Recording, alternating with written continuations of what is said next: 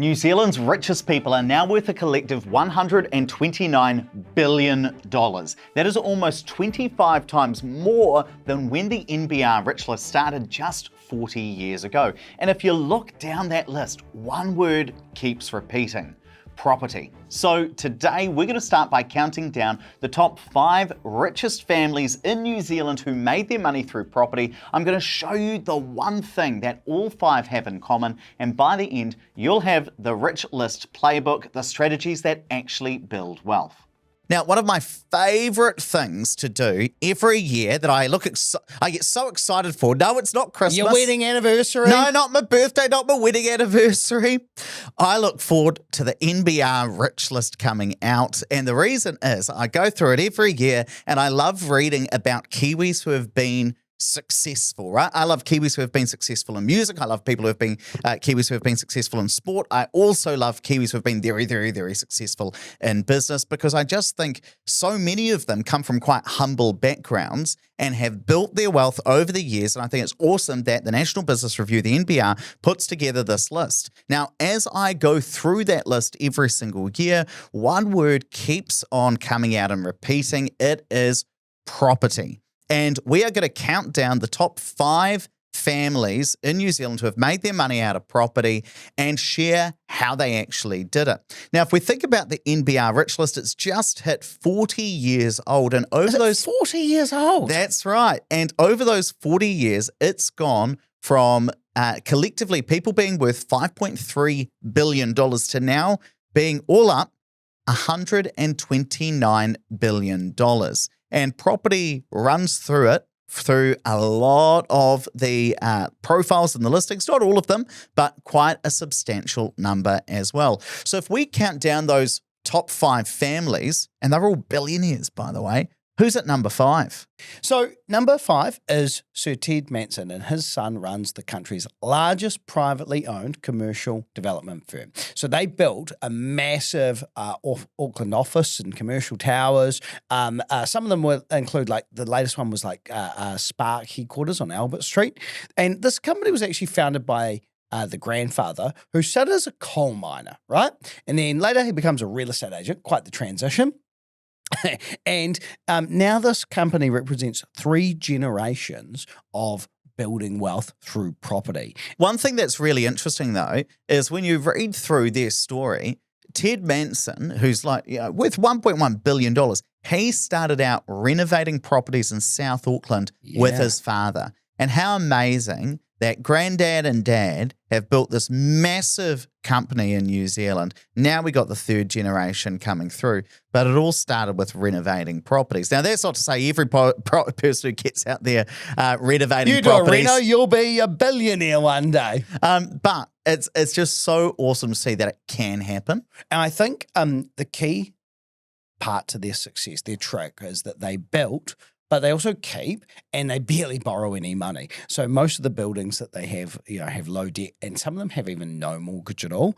And these guys, ironically having no debt, also they fund one of New Zealand's more successful private lenders, New Zealand Mortgages and Securities. And these guys have just built huge successful buildings within Auckland particularly, and a New Zealand success story. Now, if we look at number 4, we have got the Farmer family. These guys are worth $1.2 billion, right? And so how did they make it? Well, Trevor Farmer's family co-owns what's called Viaduct Harbour Holdings, and they own a massive slice of Auckland's waterfront. So prime land that they've held for decades, and then the rent rolls in and the land becomes more and more valuable. Now, one thing a lot of people don't realise is that they actually purchased it back when, and you guys, if you're listening on the podcast, you can open it up and see, hey, we're here on video now. It's nice to see you.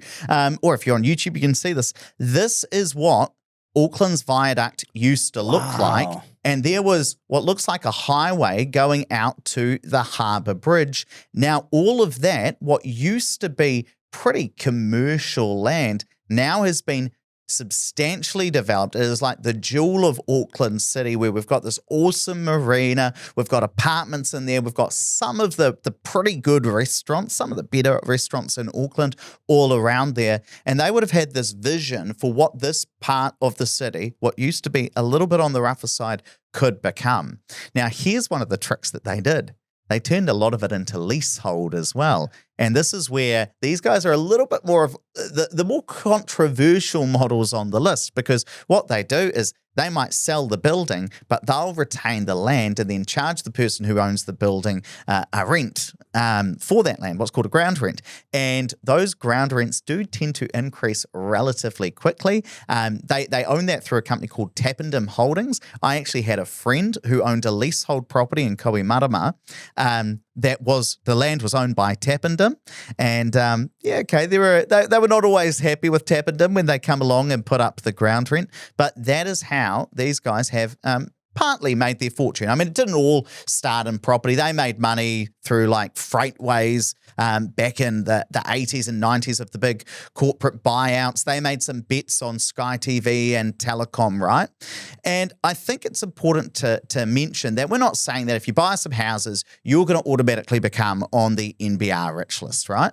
No. And also these people, these billionaires, they didn't just buy 3 new build investments and hold them for 30 years and now they're a billionaire. No, but a lot of them did start with some residential stuff. Then they move into commercial. Then they did things like offices and warehouse and land developments. And take the Mansons, for example. They started with those residential properties, those flips, and they've built like an empire now. But the key thing about this podcast today is about the lessons that we, normal people, can take from this and apply to building our wealth over time, even if we're not interested in being a billionaire, but we do want to be wealthy. Well, I think most of these guys, and if we think about those lessons, most of these people have been in the property business for 4 or 5 decades. They've slowly built their wealth, right? But I also don't want people to think that, hey, if you just listen to this podcast, we're going to teach you to be on the NBR Rich List, because we say at the start of every podcast, this is our podcast about going from 0 to 5 properties, but I also still want to learn some lessons from people who have been extraordinarily successful.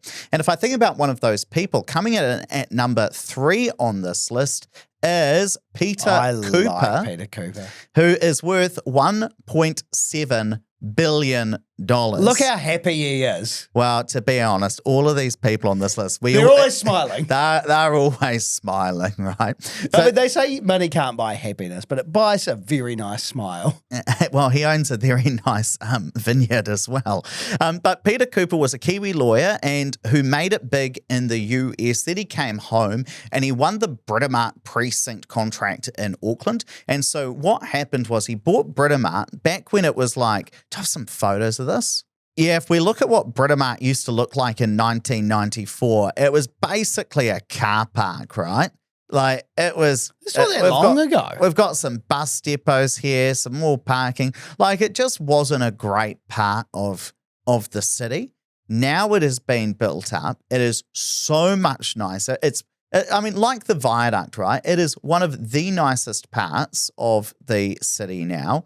Looks really nice. And again, has some of the better restaurants, if I can say that. Now, the funny thing is he doesn't actually own the Britomart land. He's leased it for 150 years, 15 acres all up of the waterfront complex and heritage buildings. There's 120 businesses in there.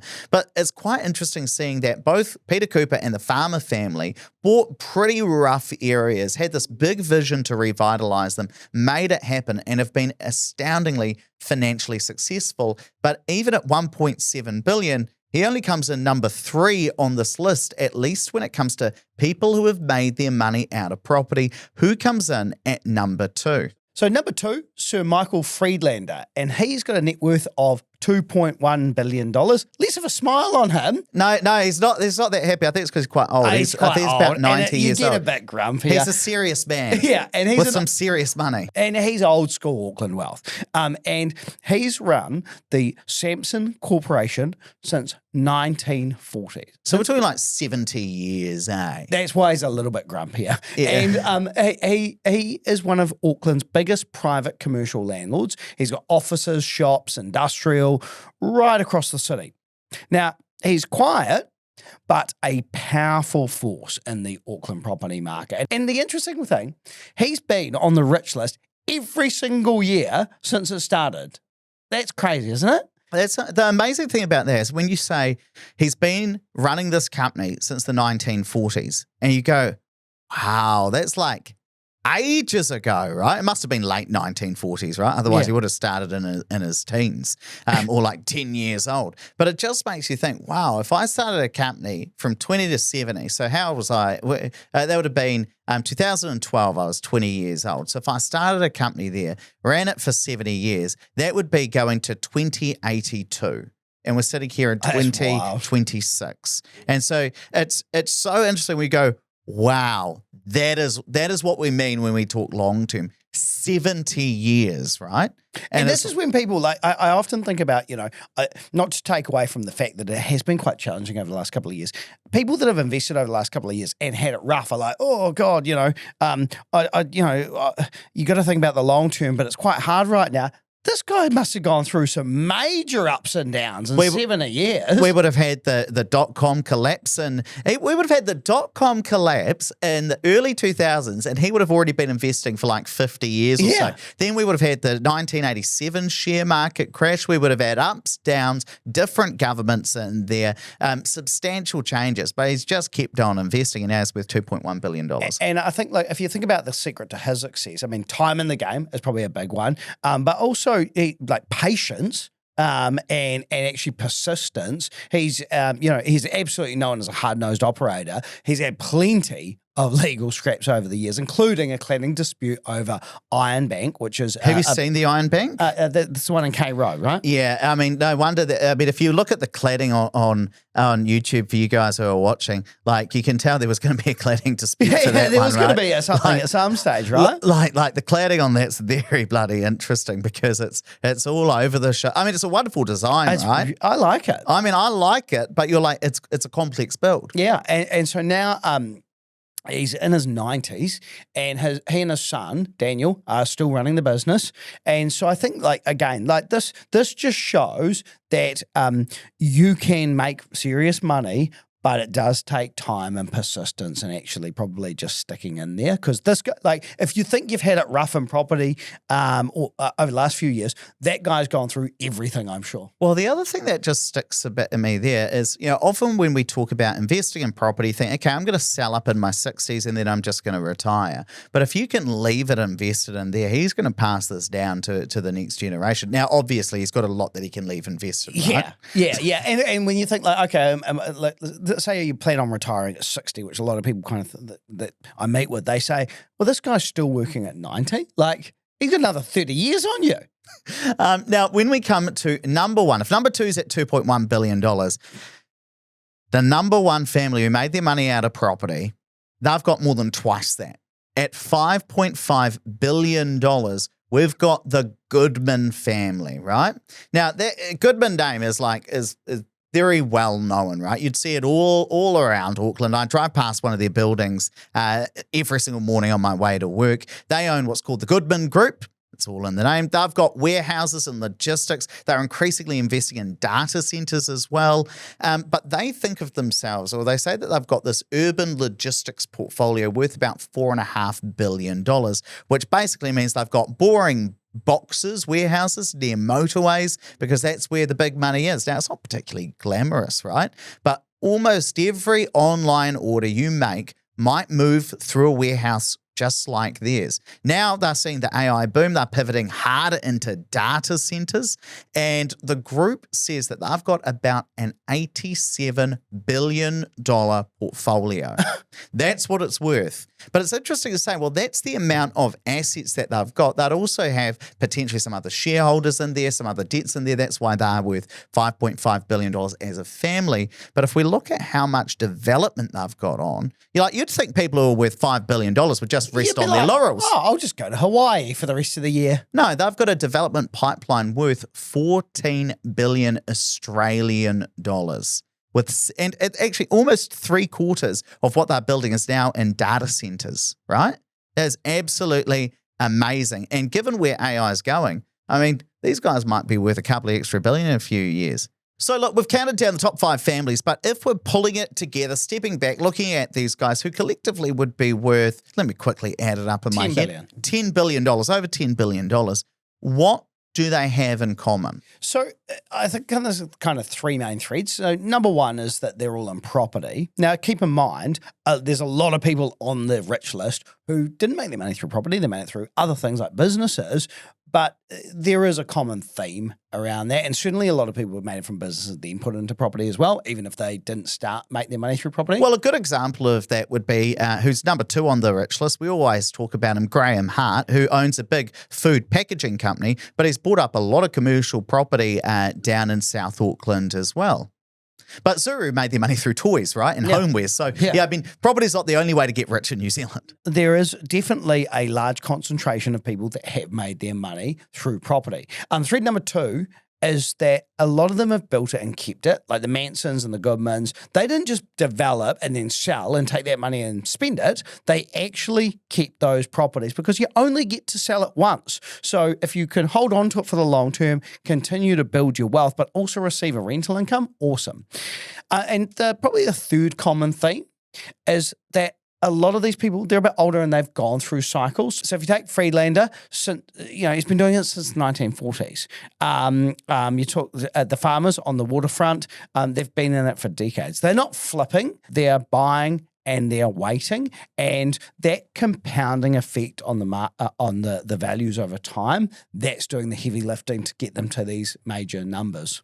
And I think it's quite clear that you don't flip your way to $1 billion, right? You don't buy a house, do it up, sell it on, do that multiple times. I did a 50 grand renovation. I've turned into 100 grand worth of wealth. I'm now going to be on the rich list. Now that's not to say that you can't make money flipping, or that people who promote flipping are even saying you're going to become a billionaire. They're obviously not. But I just think there's such a lesson here that the money is made in the holding, and especially the tax-free or the tax-efficient money is made through the holding, because we tax capital appreciation very, very differently from income as well. But the thing I'm taking away from this is just that long-term view, that Friedlander view of, hey, I'm going to start in the 40s. Like when I think of the 40s, I think of the Second World War.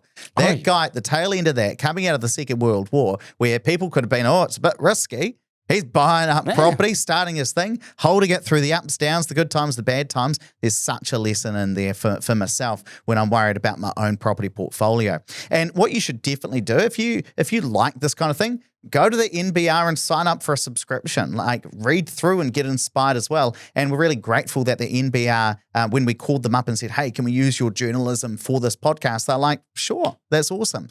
And look, I know we might get some comments on this one about, you guys are just celebrating billionaires. I think we should celebrate all successful New Zealanders, whether that's people in music or sports, or people who've been successful in business, or people who've been successful in their local communities, just starting a charity or a not-for-profit. And so there can be space for celebrating all different types of success. It just so happens that today we're talking about people who've been very successful in property. So now you know how the rich actually built their property fortunes and the habits behind it, but none of them got there on just one property. They started with one, but then they used it to buy the next and the next, keeping on building up over decades, and you can run that same place, starting with just a single house, which is why in the next video, I'm going to show you how to use one house to buy 5 more. Click the video on your screen and watch it now.